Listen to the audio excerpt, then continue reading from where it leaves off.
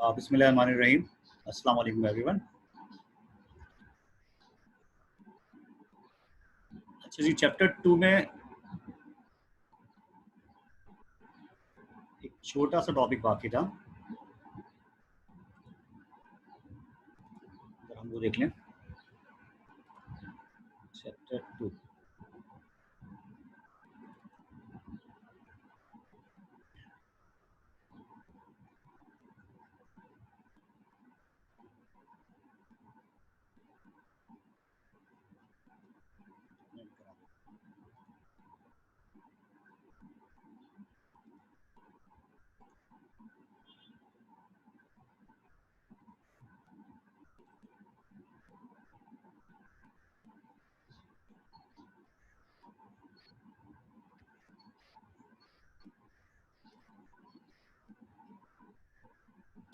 अच्छा जी, आज हमने एक न्यू चैप्टर स्टार्ट करना है और सबसे ज़्यादा इम्पोर्टेंट चैप्टर यही है। चैप्टर 1 और 2 हम माइंड अप कर चुके हैं, जबकि 1 और 2 का वेटेज बोर्ड के पेपर के लिए इतना ज़्यादा होता नहीं है। चैप्टर 3 बहुत इंपॉर्टेंट चैप्टर है, 12 मार्क्स का पेपर में पूछा जाता है।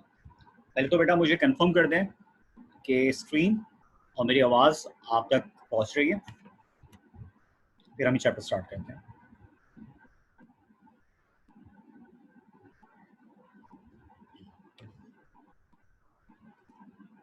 यस, ठीक है जी, थैंक यू।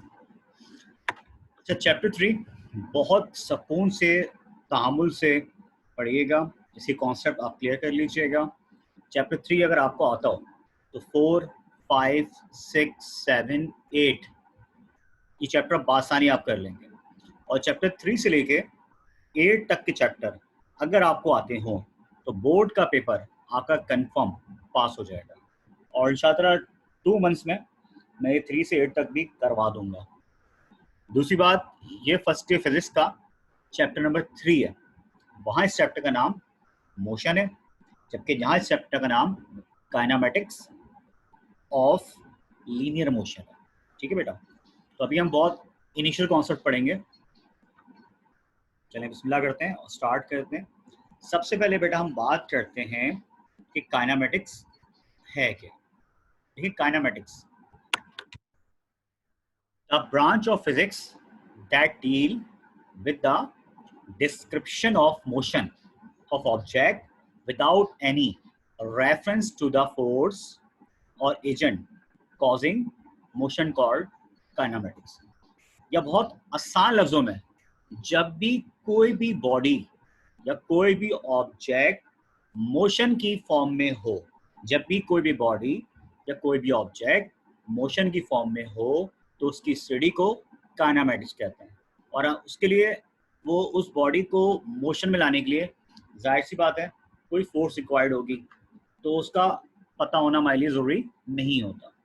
तो सेकंड डेफिनेशन लिखी हुई है, kinematics of an object is it's motion without considering the force acting on it. इस बात का मतलब क्या है? जैसे अगर मैं एक पत्थर को ड्रॉप करूं किसी हाइट पे ले जाके, तो वो नीचे मूव कर रहा है, आप उसको देख रहे हो कि उसकी मोशन कैसी है, आपने नोट किया वो टूवर्ड्स अर्थ मूव कर रहा है, तो उसको बोलेंगे काइनेमेटिक्स।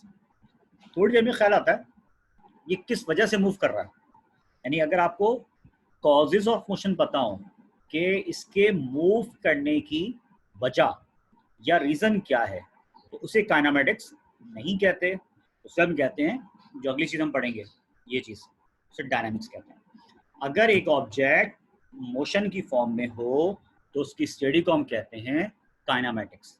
और अगर एक ऑब्जेक्ट मोशन की फॉर्म में हो और हमें कॉजेज ऑफ मोशन बताओ कि वो ऑब्जेक्ट मोशन की फॉर्म में किस वजह से है, तो उसे हम कहते हैं बेटा डायनामिक्स। तो दोबारा सुनिएगा, काइनेमेटिक्स क्या है? काइनेमेटिक्स या डायनामिक्स ये एक्चुअली दोनों मैकेनिक्स की ब्रांचेज हैं।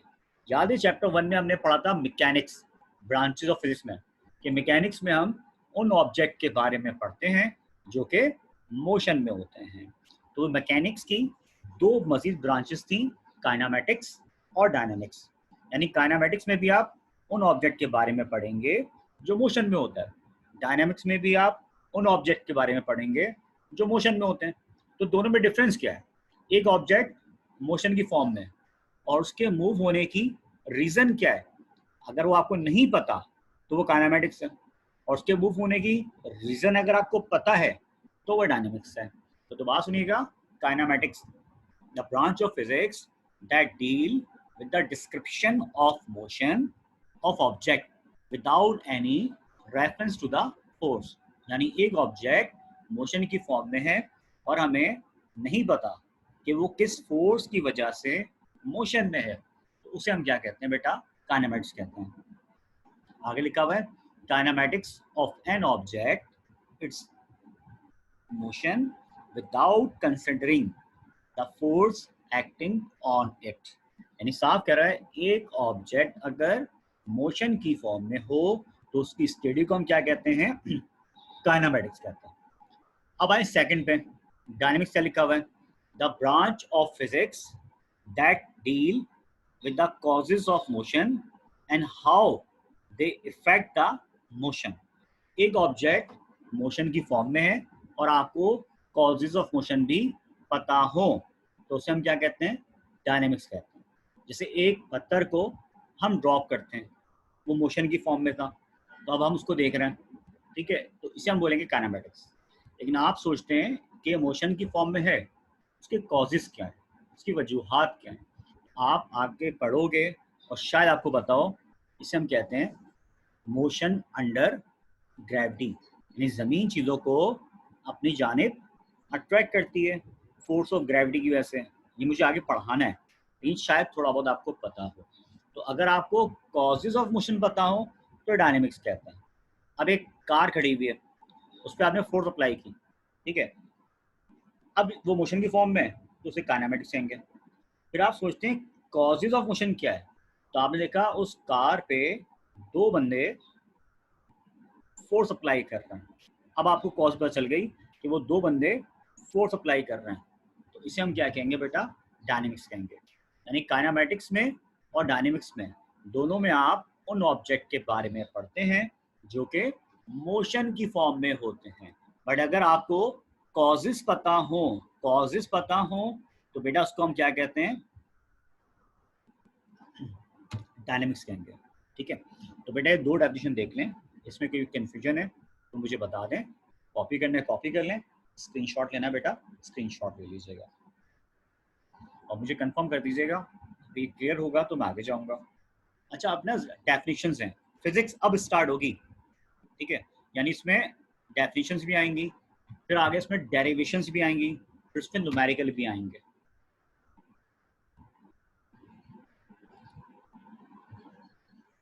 अच्छा बेटा, मैं 1 मिनट का टाइम दूंगा खाली, इसको कॉपी करना है या स्क्रीनशॉट लेना है, जो भी करना है।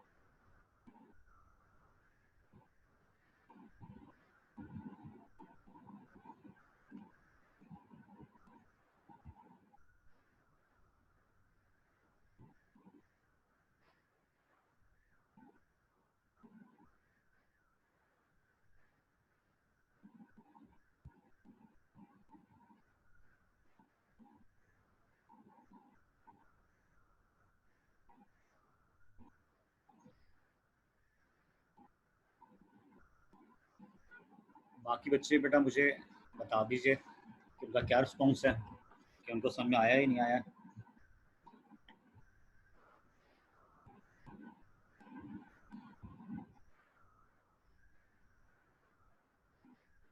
काइंडली बेटा तमाम बच्चे मुझे रिप्लाई कर दें कि क्लियर हुआ कि नहीं हुआ, ताकि अभी मैं फॉन्ट्स को क्लियर करूं।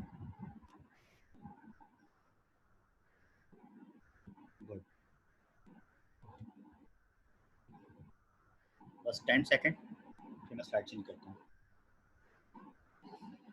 अच्छा बेटा, काइनेमेटिक्स और डायनेमिक्स दो बातें हमने कर ली।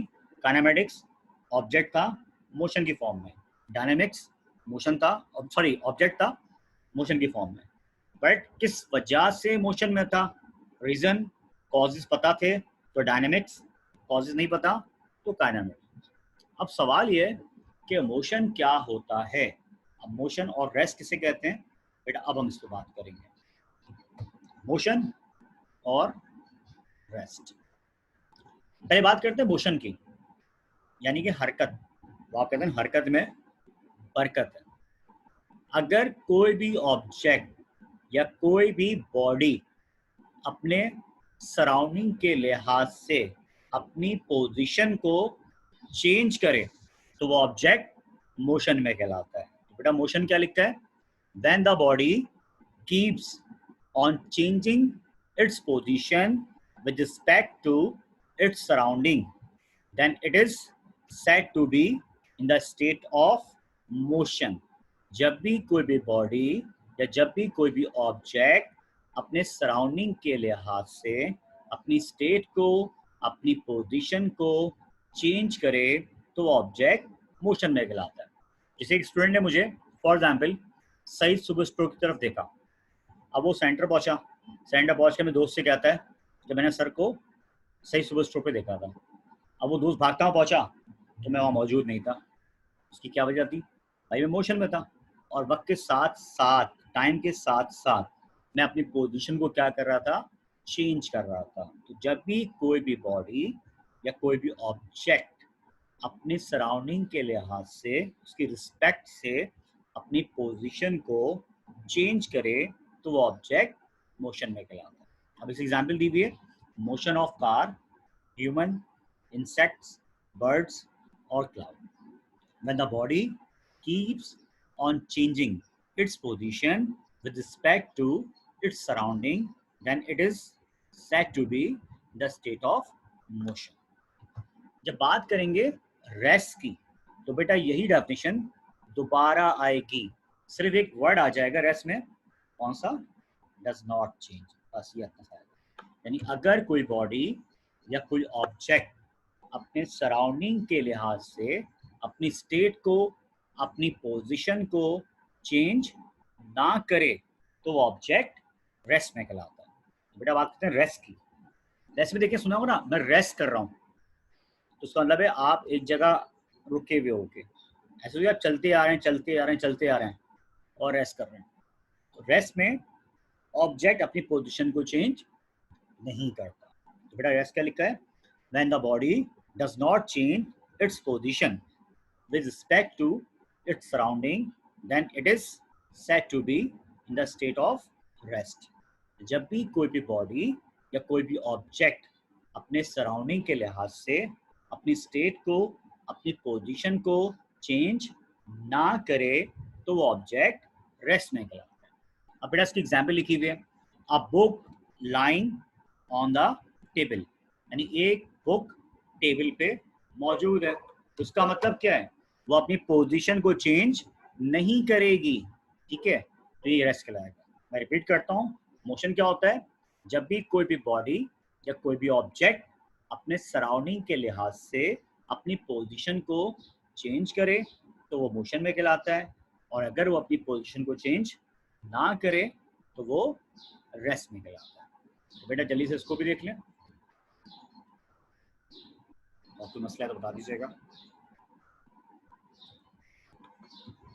1 मिनट दे रहा हूँ।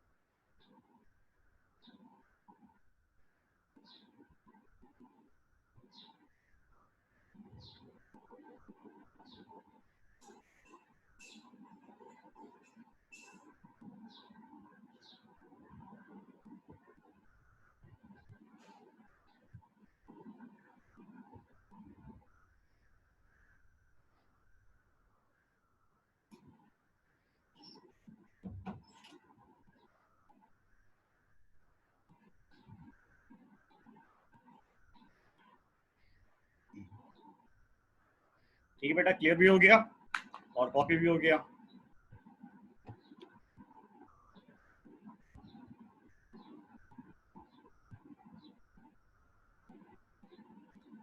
आगे चलें।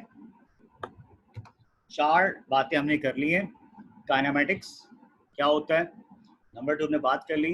डायनेमिक्स क्या होता है, फिर हमने बात की मोशन किसे कहते हैं, और फाइनली हमने बात की बेटा रेस्ट किसे कहते हैं। ठीक है, तो हमने 4 बातें कर ली। अच्छी खासी हमने बेटा डेफिनेशंस पढ़नी है। अच्छा भाई, डिस्प्लेसमेंट, डिस्प्लेसमेंट को पढ़ने से पहले हम बात करेंगे डिस्टेंस किसे कहते हैं, डिस्टेंस क्या होता है। डिस्प्लेसमेंट थोड़ी देर में बात करेंगे, पहले हम बात करेंगे बेटा डिस्टेंस किसे कहते हैं। देखिए वो मैथ्स में आप पढ़ते हैं measurement A B equal to 4 centimetre. मैं लिख के दिखाता हूँ आपको, measurement A B equal to 5 centimetre draw करें। बेटा आप क्या करते हो, आप 5 सेंटीमीटर की एक लाइन ड्रॉ कर देते हैं। ठीक है, बताओ लिखा पॉइंट ए, लाइन ड्रॉ किया आपने और आपने लिख दिया बी। ठीक है, आपको एक सवाल दिया गया कि मेजरमेंट ए बी आपने ड्रॉ करना था बेटा कितना, 5 सेंटीमीटर का। तो आपने ए से लेके बी तक की एक लाइन ड्रॉ की जिसकी लेंथ आपको दी हुई थी 5 सेंटीमीटर। तो अब ये ए से लेके बी तक कितना है, 5 सेंटीमीटर। इसको बोलेंगे डिस्टेंस। एंड डिस्टेंस क्या होगा, length between, length between two fix point, length between two fix point is known as distance. ऊपर डेफिनेशन बेटा क्या लिखी है डिस्टेंस की, देखिए ये एक स्केलर क्वांटिटी है। अब स्केलर क्वांटिटी क्या होता है ये मैं अभी थोड़ी देर में आपको समझाता हूँ। आगे लिखा है the length between two fix point, the length between two fix point is known as distance. दो पॉइंट्स के बीच में जो लेंथ होती है उसे हम क्या कहते हैं बेटा, डिस्टेंस कहते हैं। Length between two fix point is known as distance. Length between two fix point is known as distance. दो पॉइंट के बीच में जो लेंथ होती है उसे हम बेटा डिस्टेंस कहते हैं। और बेटा डिस्टेंस को हम शो करते हैं किससे, स्मॉल डी से या स्मॉल एस से।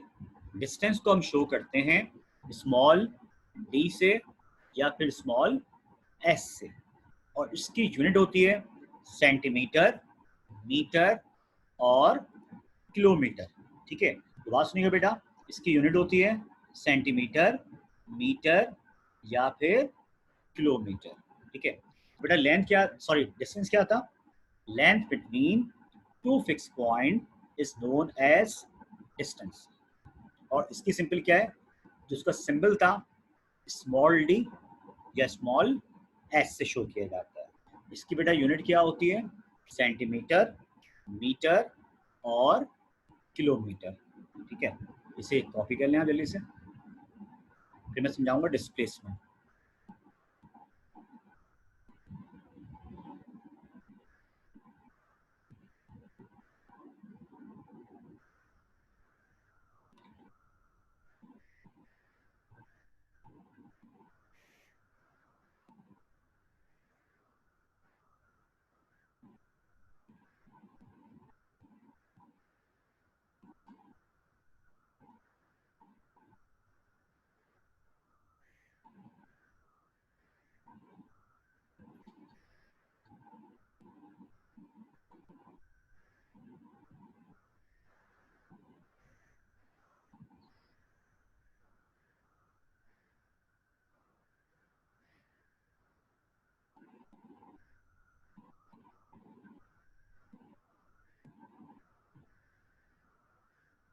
अच्छा बेटा, डिस्टेंस क्लियर हुआ। अब ये स्केलर वेक्टर क्या होता है पहले मैं आपको समझाऊंगा। यानी आज एक्चुअली हमने पढ़ना क्या, काइनेमेटिक्स क्या होता है, डायनेमिक्स क्या था, मोशन, रेस्ट, 4 डेफिनेशन में बेटा ये हो गई। फिर बात करेंगे डिस्टेंस और डिस्प्लेसमेंट की। सम टाइम पेपर में ये 3 मार्क्स का क्वेश्चन आता है, right the difference between distance and displacement. इसके अलावा स्केलर वेक्टर चैप्टर नंबर 5 है, बट मैं अभी आपको बता दूंगा स्केलर क्या होता है और वेक्टर क्या होता है। जैसे डिस्टेंस के आगे लिखा हुआ है कि स्केलर क्वांटिटी है, तो बेटा स्केलर क्वांटिटी क्यों है, मैं इसको अभी थोड़ा सा समझाता हूँ, ठीक है। बट अभी सिर्फ आप क्लियर कर लें, डिस्टेंस क्या है, length between two fix point is known as distance.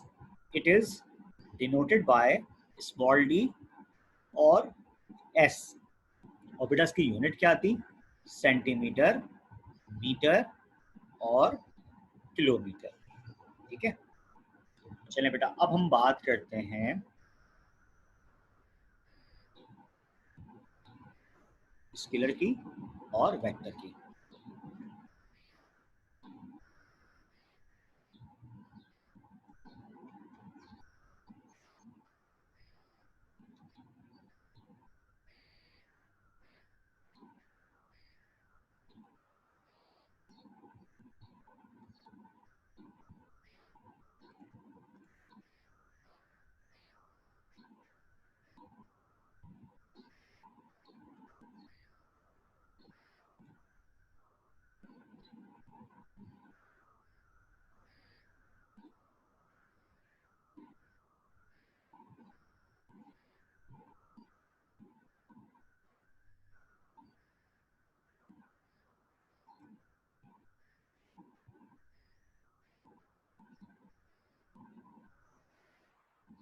बस बेटा कुछ सेकंड, मैं जरा कलरफुल कर दूं उसको, कलरफुल काम बच्चों को बड़ा पसंद होता है ना, इसलिए मैं इसको कलरफुल किया थोड़ा सा। अच्छा देखिए चैप्टर 5 का टॉपिक है, बट मैं आपको सिर्फ डेफिनेशन बता रहा हूँ, ठीक है। स्केलर वेक्टर को पढ़ने से पहले हम बात करते हैं फिजिकल क्वांटिटी क्या होती है और नॉन फिजिकल क्या होती है। ये मैं पहले भी आपको बता चुका हूँ चैप्टर 2 के अंदर। ऐसी क्वांटिटीज जिन्हें आप मेजर कर सकें, ऐसी क्वांटिटीज, हेलो बेटा आवाज आ रही है, ऐसी क्वांटिटीज जिसे आप मेजर कर सकें, ऐसी क्वांटिटीज जिसे आप नाप सकें, उसे हम कहते हैं फिजिकल। जैसे इसकी एग्जांपल दी हुई है, मास, वेट, वॉल्यूम, एक्सप्रेशन, वेलोसिटी। यानी अगर कोई फिजिकल क्वांटिटी है उसको हम मेजर कर सकते हैं तो उसकी यूनिट होती है। जैसे मास यूनिट क्या है, किलोग्राम, वेट की आप पढ़ेंगे न्यूटन, ठीक है। तो ऐसी क्वांटिटीज जिन्हें आप नाप सकें, जिन्हें आप मेजर कर सकें, ये मैं पहले भी बता चुका हूँ। और ऐसी क्वांटिटीज जिन्हें आप मेजर नहीं कर सकते, ठीक है, उन्हें हम कहते हैं नॉन फिजिकल क्वांटिटीज। और इसकी मिसाल हमने क्या पढ़ी थी, फीलिंग्स, तो यहाँ लिखा हुआ है pain, happiness, honesty, anger, richness, ठीक है। तो फिजिकल क्वांटिटी बेसिकली दो होती हैं, स्केलर और वेक्टर, ठीक है। यानी कि फिजिकल क्वांटिटी ऐसी क्वांटिटी जिसे आप मेजर कर सकें। अब उन्हें हमने क्लासिफाई कर दिया है दो ग्रुप में। एक को बेटा हम कहते हैं स्केलर, इसको उर्दू में पढ़ते हैं गैर सिमती, जिसमें डायरेक्शन नहीं होती, और दूसरी कहलाती है बेटा वेक्टर सिमती, जिसमें डायरेक्शन होती है। इस बात का मतलब क्या है मैं अभी आपको समझाता हूँ। अब सुने स्केलर क्या है। अच्छा बेटा देखिए, स्केलर, स्केलर क्या होता है, स्केलर,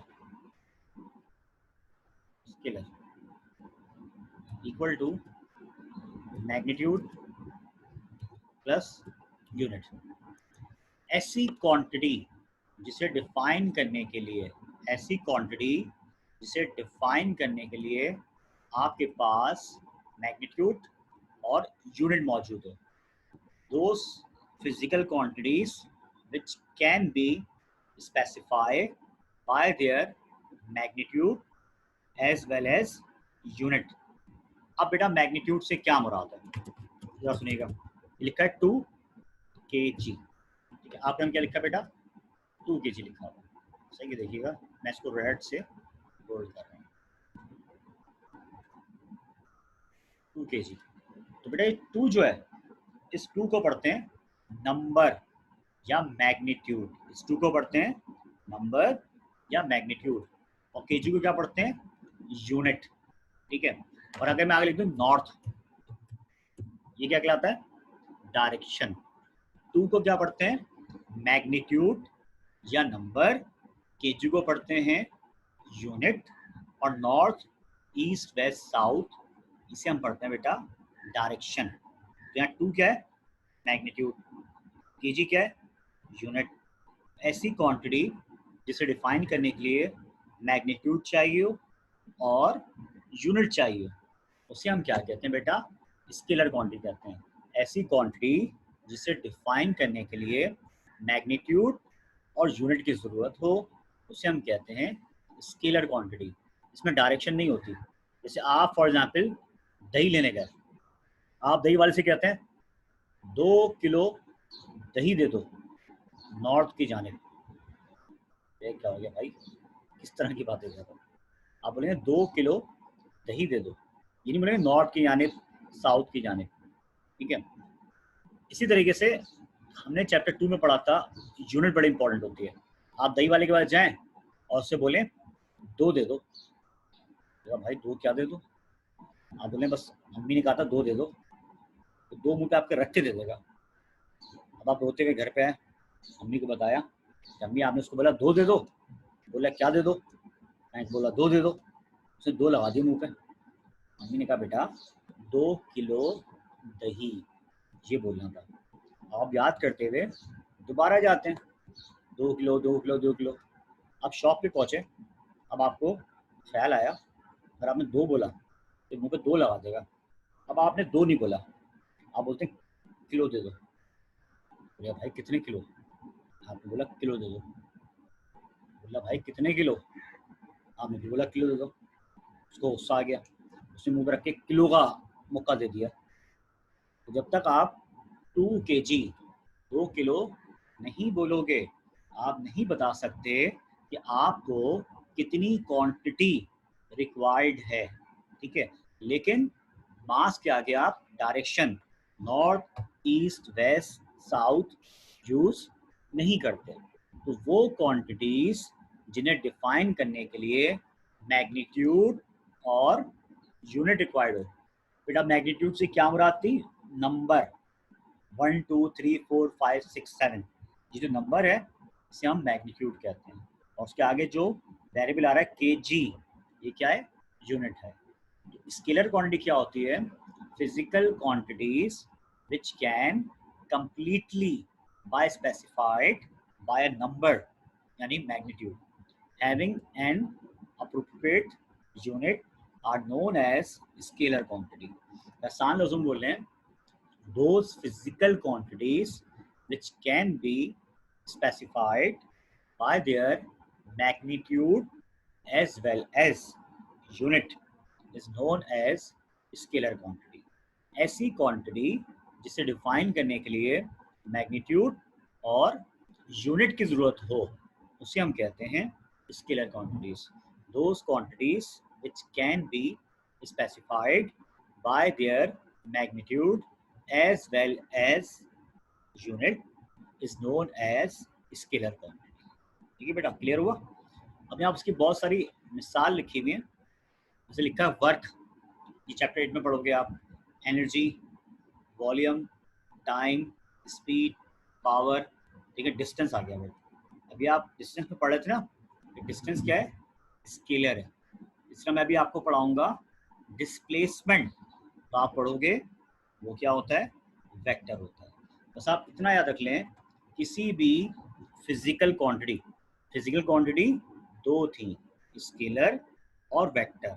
स्केलर क्या था, मैग्नीट्यूड प्लस यूनिट, जिसे डिफाइन करने के लिए मैग्नीट्यूड और यूनिट रिक्वायर्ड हो, बेटा वो क्या था आपके पास, स्केलर। ठीक है। अब जिसमें डायरेक्शन आ जाएगी, ठीक है, जिसमें डायरेक्शन आएगी। हेलो, क्या मसला हो रहा है यार। अच्छा देखें भाई, स्केलर क्लियर हो गया। इसको कॉपी करना बेटा, कॉपी कर लो जल्दी से और मुझे बता दो स्केलर की डिडक्शन क्लियर हुई कि नहीं हुई? बेटा जहाँ कोई प्रॉब्लम आए मुझे बता दीजिएगा। ये लाइट वाइट का भी इशू रहता है, बारिश का भी इशू है, तो नेट डिस्कनेक्ट अगर हो एक आध मिनट वेट कर लीजिएगा।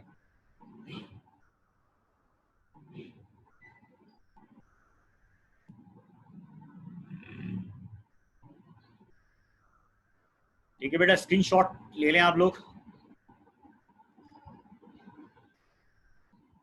इसके बाद जब बेटा आपने वेक्टर पढ़ना होगा, छोटा सा करके खाली,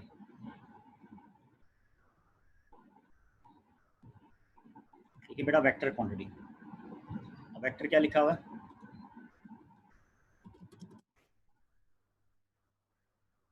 vector equal to magnitude plus unit plus direction.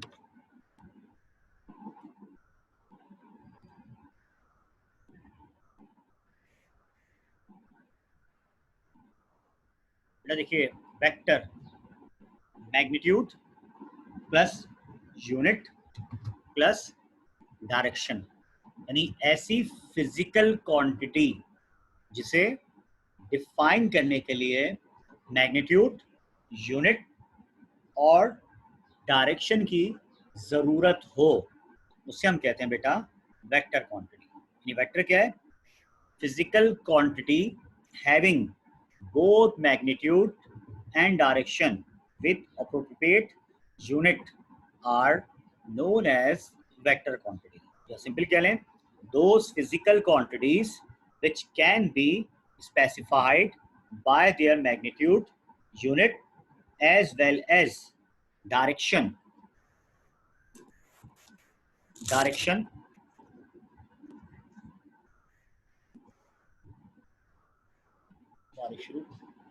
अच्छा दोबारा सुनिए, those physical quantities which can be specified by their magnitude, unit as well as direction is known as vector quantity। यानी जिसे डिफाइन करने के लिए डायरेक्शन भी जरूरी हो।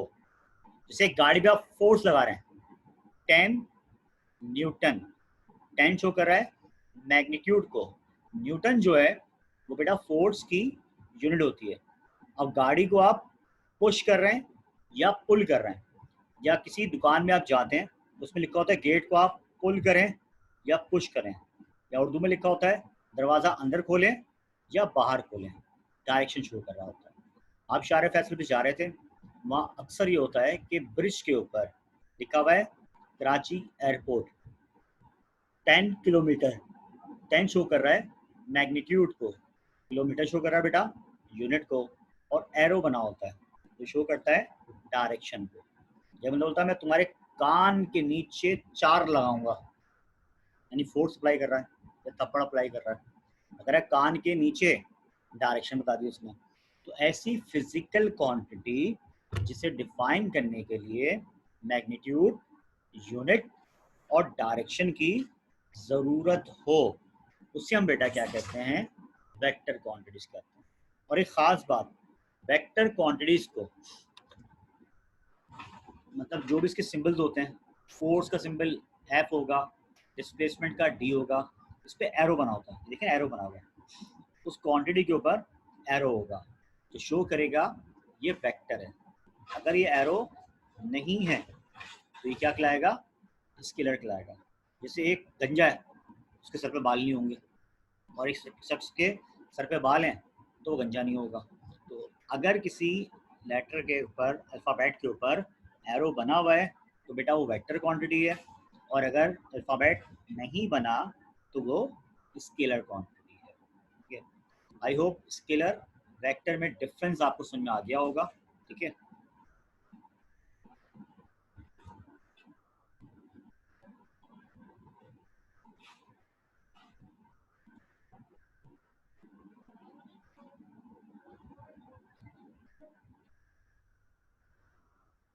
बट हम चैप्टर 3 पे वापस आते हैं।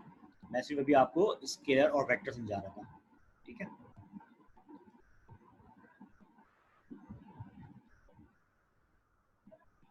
परेशान ना बेटा, मैं इसको अभी दोबारा रिपीट भी कर दूंगा। अब पढ़ेंगे बेटा डिस्प्लेसमेंट। तो एक काम करें, इससे पहले आप स्क्रीनशॉट ले लें या कॉपी कर लें, फिर मैं समझाता हूँ जरा।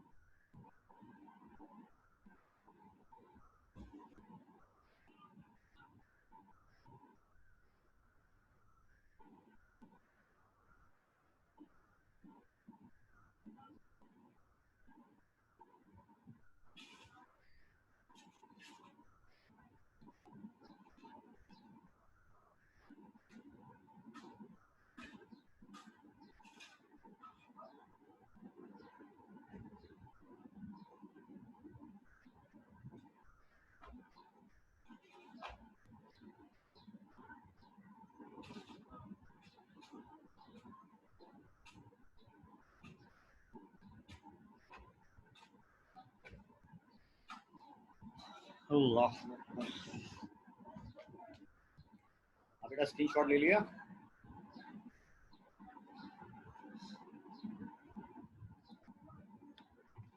अच्छा भाई देखिए, हम बात कर रहे थे डिस्टेंस की। तो डिस्टेंस के बारे में मैंने आपसे क्या कहा था? Length between two fix point, length between two fix point is known as distance.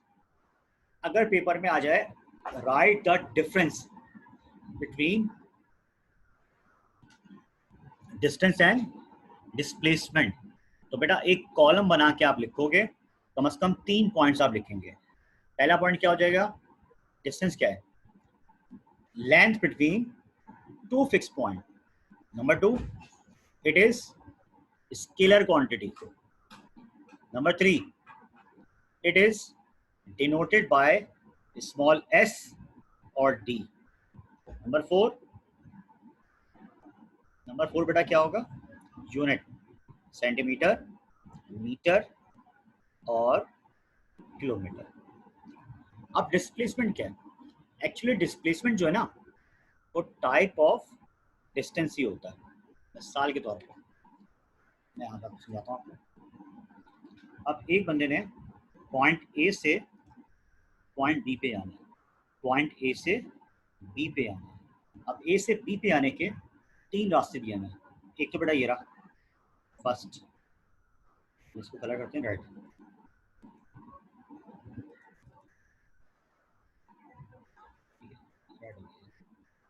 दूसरा रास्ता बेटा ये रहा, इसको करते समय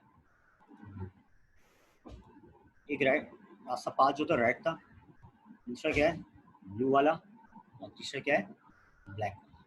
ठीक है, अब ए से बी पे आ रहा है, भले रेड से जाए, ब्लू से जाए या ब्लैक से जाए, तीनों सूरतों में वो डिस्टेंस कवर करेगा। तीनों सूरतों में वो डिस्टेंस कवर करेगा। बट इन 2 पॉइंट्स यानी ए और बी के बीच में जो कम से कम, जो मिनिमम, जो शॉर्टेस्ट डिस्टेंस होगा, उसको हम कहेंगे डिस्प्लेसमेंट। शॉर्टेस्ट और minimum distance between two fixed point is known as displacement. Shortest or minimum distance between two fixed point is known as displacement. 2 point के बीच में जो कम से कम फासला होता है उसे हम क्या कहते हैं बेटा? डिस्प्लेसमेंट कहते हैं। शॉर्टेस्ट और minimum distance between two fix point is known as displacement. बेटा क्या लिखा है? अ वेक्टर क्वांटिटी, और ये वेक्टर क्वांटिटी है। A vector quantity which signifies the distance between two points in a particular direction is called displacement. क्या लिखा है? शॉर्टेस्ट और minimum distance between any 2 points is called displacement. 2 point के बीच में जो कम से कम फासला होता है उससे हम क्या कहते हैं बेटा? डिस्प्लेसमेंट कहते हैं। ठीक है, अभी वेक्टर क्वांटिटी है, इसलिए लिखा है नॉर्थ ईस्ट वेस्ट साउथ।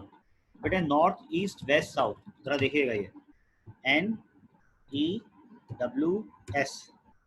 मैं लिखा है NEWS, मैं इसको भी रेड कलर करता हूँ, NEWS, north, east, west, south.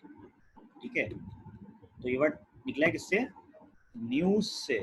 ये न्यूज लिखा है, न्यूज, खबरें, मतलब क्या? न्यूज, खबरें, चारों जानिब की खबरें, नॉर्थ, ईस्ट, वेस्ट और साउथ। ठीक है बेटा, बेटा नॉर्थ, ईस्ट, वेस्ट, साउथ। तो दो पॉइंट के बीच में जो कम से कम फासला होता है उसे बेटा हम क्या कहते हैं? डिस्प्लेसमेंट कहते हैं।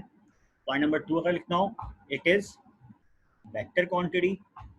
इसके अलावा इसकी यूनिट क्या है? इसकी यूनिट भी वही है जो आपके पास डिस्टेंस की थी, सेंटीमीटर, मीटर और किलोमीटर। अच्छा, इसको शो करते हैं स्मॉल डी से और एस से। फर्क क्या है? एस और डी के ऊपर एरो होता है।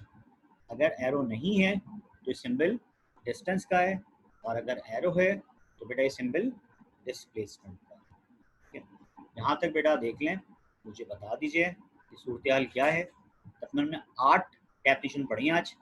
काइनेमेटिक्स, डायनामिक्स, इसके बाद हमने बात की थी इस चीज़ की, मोशन की, फिर बात की थी रेस्ट की, फिर बात की स्केलर, वेक्टर, डिस्टेंस और डिस्प्लेसमेंट। हम 10 डेफिनेशन की बात की। यहाँ तक देख लें, कोई कन्फ्यूजन है मुझे बता दीजिए, वरना 1 या 2 मिनट का मैं अभी तेज़ी से रिव्यू दे दूँगा। ठीक है बेटा, इसे कॉपी करना, कॉपी भी करना है।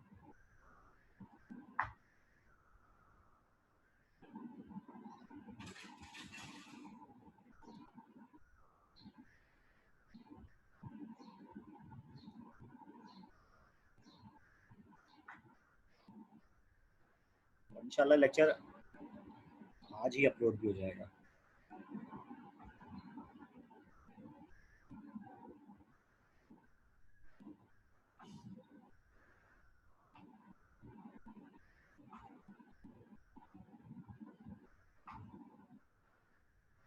अच्छा बेटा, तो बात सुनते हैं, जल्दी से मैं रिव्यू दे दूँ आपको चैप्टर का।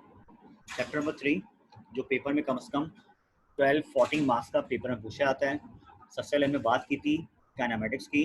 आसान लफ्ज़ों में, the branch of physics in which we study about the moving object. Physics की वो ब्रांच जिसमें आप मूविंग ऑब्जेक्ट्स के बारे में पढ़ें, उसे हम काइनेमेटिक्स कहते हैं। डायनेमिक्स क्या था? The branch of physics in which we study about the moving object and we also know the causes of motion. इसकी वो ब्रांच जिसमें आप उन ऑब्जेक्ट के बारे में पढ़ें जो मोशन में हो, और आपको कॉजेज ऑफ मोशन भी पता हो कि ऑब्जेक्ट मोशन में क्यों है। ये बात की हमने किसकी बेटा? मोशन की और रेस्ट की। बेटा मोशन क्या था? जब भी कोई भी बॉडी, जब भी कोई भी ऑब्जेक्ट अपने सराउंडिंग के लिहाज से अपनी स्टेट को, अपनी पोजीशन को चेंज करे तो ऑब्जेक्ट मोशन में होता है। ठीक है, when a body change its position with respect to its surrounding, a body is said to be a state of motion. Rest क्या था? When a body does not change. अच्छा, rest क्या था? हेलो, अच्छा बेटा, rest क्या था? When a body does not change its position with respect to its surrounding, a body is said to be a state of rest. यानी जो definition motion की थी वही रेस्ट की थी, सिर्फ वर्ड आया था डज नॉट का। फिर आपने पढ़ा स्केलर वेक्टर क्या होता है। स्केलर क्या था? वो क्वांटिटीज जिन्हें डिफाइन करने के लिए मैग्नीट्यूड और यूनिट रिक्वायर्ड हो। Those physical quantities which can be specified by their magnitude as well as unit is known as scalar quantity. जब बात की आपने वेक्टर की तो क्या पढ़ा आपने? Those physical quantities which can be specified by their magnitude, unit as well as direction is known as vector quantity. फिर बात की आपने डिस्टेंस की, और फाइनली हमने बात की डिस्प्लेसमेंट की। डिस्टेंस क्या था? Length between two fix point is known as distance. इसको किससे शो करते हैं? स्मॉल डी से या स्मॉल एस से। ठीक है, और इसकी बेटा यूनिट क्या थी? इसकी यूनिट थी सेंटीमीटर, मीटर और किलोमीटर। ठीक है, जब बात की आपने किसकी, डिस्प्लेसमेंट की, तो डिस्प्लेसमेंट क्या था बेटा, शॉर्टेस्ट और minimum distance between two fix point is known as displacement. और उसकी बेटा यूनिट क्या थी, सेंटीमीटर, मीटर और किलोमीटर। और इसका सिंबल क्या था, एस और डी था, बट उसके ऊपर बेटा क्या था, एरो था।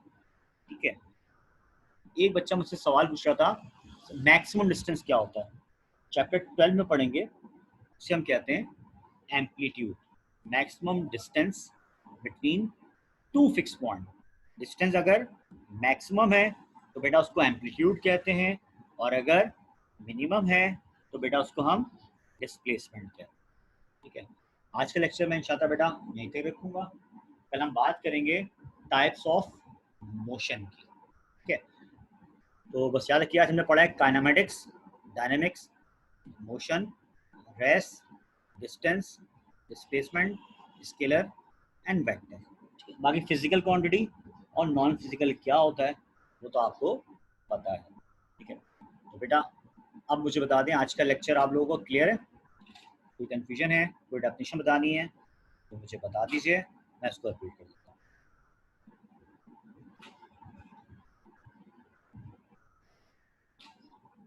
इंशाल्लाह बेटा देखें, ईद के बाद गुड न्यूज़ होगी, सेंटर खुल ही जाएगा, फिर हम सेंटर में फिजिकल क्लास लेंगे इंशाल्लाह।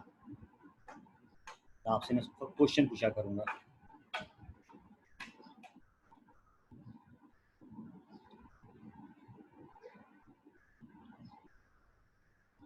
ठीक है बेटा, थैंक यू वेरी मच।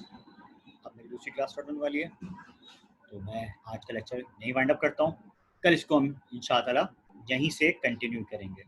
ठीक है जी, ओके बेटा, अल्लाह हाफिज़।